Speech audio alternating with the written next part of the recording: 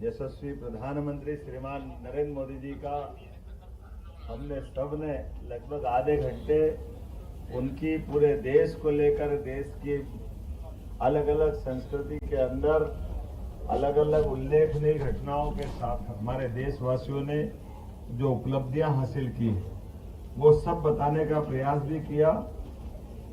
आज के दिन उन्होंने शहीद भगत सिंह,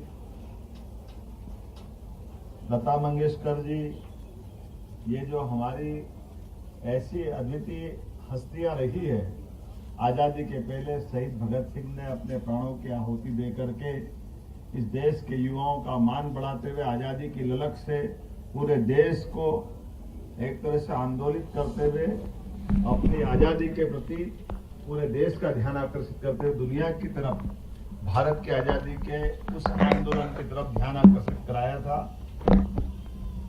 लता मंगेशकर जी की आवाज ही काफी है। नई पीढ़ी भी, पुरानी पीढ़ी भी कितने साल तक आजादी के पहले से लगा करके हमने मां सरस्वती को देखा सुना नहीं, लेकिन लता मंगेशकर के गायन से समझ में आता जब लता जी इतना अच्छा गाती है तो वास्तव में मां सरस्वती का कंठ कैसा होगा, ये उसका प्रतिध्वनि तो आती है। कोई भजन हो, कोई होली का गाना हो, दिवाली का गाना हो, किसी प्रकार के कोई स्वर में अगर लता मंगेशकर जी की आवाज हो जाए तो सत्यम शिवम सुंदरम से लगा करके लता मंगेशकर जी ने रामायण के अंदर, महाभारत के अंदर जहां जिस प्रकार की आवश्यकता पड़ी और उतनी बड़ी उम्र में कम उम्र की बच्चियों के लिए भी जो गाना गाते हैं, वो भी क्या आवाज उनकी थी। परमात्मा की कई जन्मों के पुण्य के बाद ऐसी कोई आवाज वाली हस्ती मिलती। हमारे बीच आज जब मैं आपसे बात कर रहा हूं तो माननीय प्रधानमंत्री जी ने कई सारे चीजों की सौगात दी। उसमें से उन्होंने हमारे बीच भूपेन हजारिका, असम के बहुत बड़े गायक के बारे में बताया। 2 बेटियों ने, नवरात्रि का टाइम चल रहा है और हमारी बहनों की ताकत क्या होती है, आप बताओ। 2 हमारी इस देश की देशभक्त नारियों ने पूरे दुनिया की परिक्रमा अपने बोट के माध्यम से करी, नाव के माध्यम से। बताओ क्या काम असंभव है। बहनों के हाथ में आज के इस दौर में एहसास कराया माननीय प्रधानमंत्री जी ने। उन्होंने कहा 15 फीट चौड़ी और 17 थी 51 फीट लंबी उस नाव से पूरे दुनिया की परिक्रमा कराते हुए कहां से कैसे कैसे।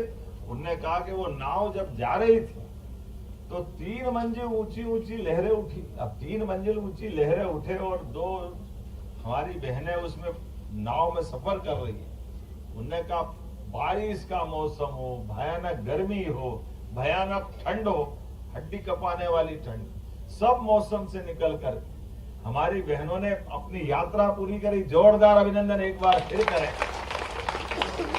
यह हमारी माता बहनों की ताकत का प्रकटीकरण था और ये प्रधानमंत्री जी को धन्यवाद जिन्होंने दुनिया के सामने उन यात्रा तो कई करी आते हैं, लेकिन यात्रा को संसार के सामने ला करके प्रतिष्ठित करना ये हमारे माननीय प्रधानमंत्री नरेंद्र मोदी जी ही कर सकते हैं। जब मैं आपसे बात कर रहा हूं तो जगदीशपुर, जय जगन्नाथ।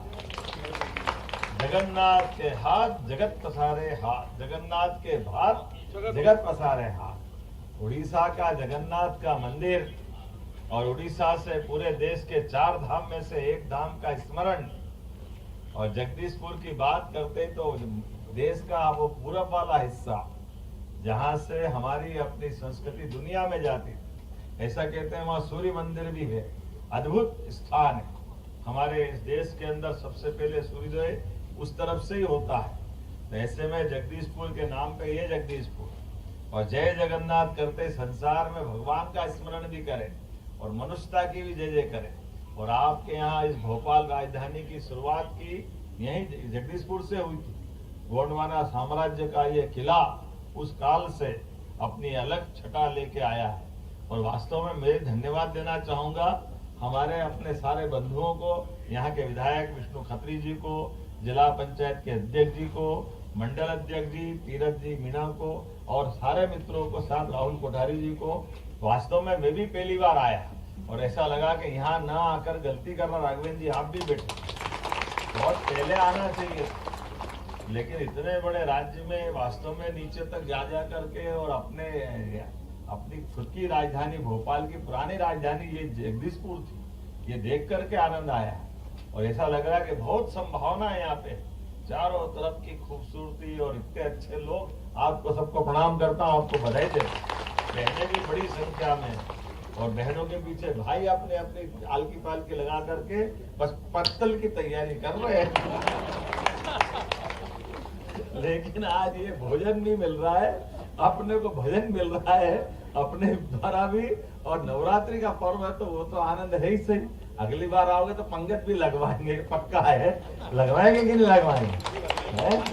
आज इतने ही कर ले, नवरात्रि का उपवास मान ले, पक्का है। दोबारा आएंगे और एक पंगत लगा करके। आर्कियोलॉजी वाले अगर मना करेंगे तो बाहर कर लेंगे। आर्कियोलॉजी के कुछ नियम भी रहते हैं, वो अपने हिसाब से चलाते हैं, तो उनकी बात भी मानना पड़ती है। लेकिन आने वाले दशहरे के पावन पर्व की, नवरात्रि की आप सबको बहुत बहुत मंगल कामना देता हूँ। एक बात जरूर दोहरा रहा हूँ, ये हमारे त्योहार है, हमारी हिंदी बहुत समृद्ध है, सारी भाषा है, हम भी कई बार इसको वापर लेते हैं। तो ये हमारी मंगल तिथियां हैं। मंगल तिथि कौन कौन सी? नवरात्रि, एकादशी, प्रदोष, दिवाली, दशहरा। ये कोई अंग्रेजी तिथि से नहीं है, इसलिए ये मंगल तिथि ग्रह नक्षत्रों के आधार पे होती है। जब हमारी गुड़ी पड़वा से प्रारंभ होकर के पूरे साल की तिथियों का आकलन है, वो तिथियों के आधार पर इतने पक्के वाले हैं हम लोग कि जब अमावस्या तो भगवान भी आ जाए तो चंद्रमा को नहीं दिखा सकता। दिखा सकता है क्या? जोरदार ताली बजाए पंचांग बनाने वालों। जिनने कहा कि अमावस्या तो अमावस्या ही रहेगी, रात पूरी काली रहेगी, उसमें कोई चंद्रमा नहीं दिखने वाले। और जब कह दिया सूर्य ग्रहण है या चंद्र ग्रहण है, तो भले ही सूर्य भी चाहे तो चंद्र ग्रहण सूर्य ग्रहण से दोनों नहीं बच सकते, वो ग्रहण रहेगा ही रहेगा। ये समय गणना का बारीक सिद्धांत, जिसके आधार पर हमारे सभी ग्रह नक्षत्रों की इस गिनती का हिसाब अपने पंचांग के माध्यम से, तिथियों के माध्यम से होता है। तो इन तिथियों में हमारे ग्रह नक्षत्रों के आधार पर नवरात्रि भी आती है, दशहरा भी आता है, दिवाली भी आती है। तो इसलिए मंगल तिथि है, और मंगल तिथि है इसलिए मंगल कामना होना चाहिए। क्या होना चाहिए?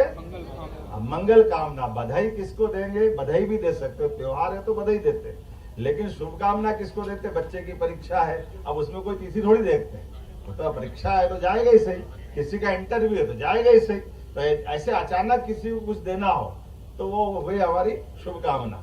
लेकिन ये त्योहार है, इस पे मंगल कामना देना चाहिए। सब देंगे ना अगली बार, पक्का? तो हमारी अब नवरात्रि की क्या हो गई? जरा जोर से बोलो, क्या हो गई?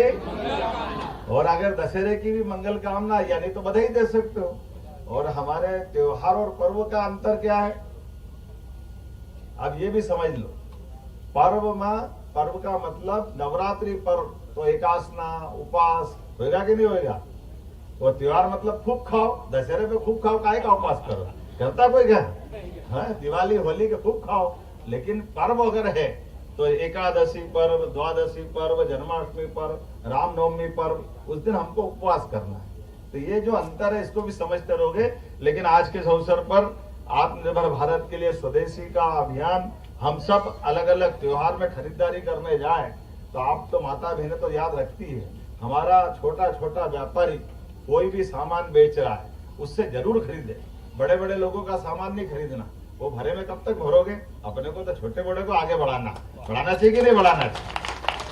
हरेक के बाल बच्चे इस बहाने से बेचारे लोग पूरे साल अलग अलग प्रकार के सामान तैयार करते, बाजार में बेचने आते हैं। हमारे द्वारा खरीदी गई चीजों से उनके जीवन में भी, उनके घर में भी दो रोटी बनती है, उनको भी सुख के दिन आते हैं। तो सबको लेके चलने के लिए त्योहार और पर्व होते हैं। इसलिए छोटे छोटे चीजों को सबसे खरीदना, सबको मौका देना और अपने बीच में से सबको लेके चलने की भाव भी रखना।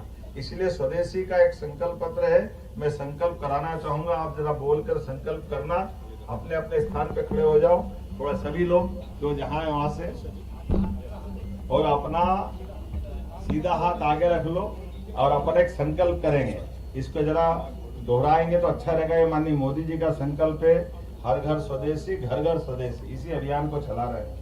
मैं बोलूंगा, मैं तो अब बहनें होगी तो संकल्प लेती हूँ और भाई हो तो संकल्प लेता हूँ, ये बोलते रहना। मैं अपना अपना नाम बोल लें। भारत माता की सेवा, भारत माता की सेवा और सम्मान के लिए यह संकल्प लेता हूं कि अपने दैनिक जीवन में अधिकतम भारतीय उत्पादों का उपयोग करूंगा और आयातित वस्तुओं की जगह देशी विकल्प अपनाऊंगा। घर, काम और समाज में भारतीय उत्पादों को प्राथमिकता दूंगा। गांव, किसान और कारीगरों का समर्थन कर स्थानीय उद्योगों को बढ़ावा दूंगा। युवाओं और बच्चों को स्वदेशी अपनाने के लिए प्रेरित कर नई पीढ़ी तक इसका महत्व पहुंचाऊंगा। पारिवारिक और सामाजिक जीवन में भारतीय भाषाओं का प्रयोग करूंगा। पर्यावरण के प्रति सजग रहकर स्वदेशी और प्रकृति अनुकूल उत्पादों का प्रयोग करूंगा और देश के पर्यटन स्थलों को प्राथमिकता दूंगा। भारत माता की। मैं बोलूंगा घर घर स्वदेशी, हर घर स्वदेशी। आप बोलना घर घर स्वदेशी, हर घर स्वदेशी, हर घर स्वदेशी। बोलिए भारत माता की। अगली बार फिर मिलेंगे। और बहनों को भाई दूज से ही अभी किन किन को मिलती राशि? लाडली बहना, वाह क्या आनंद आ रहा है। आप सबका सावन में तो 250 मिले थे अलग, 1250 अलग थे, और अब की बार भाई दूज से 1500 शुरू। जोरदार अभिनंदन करो।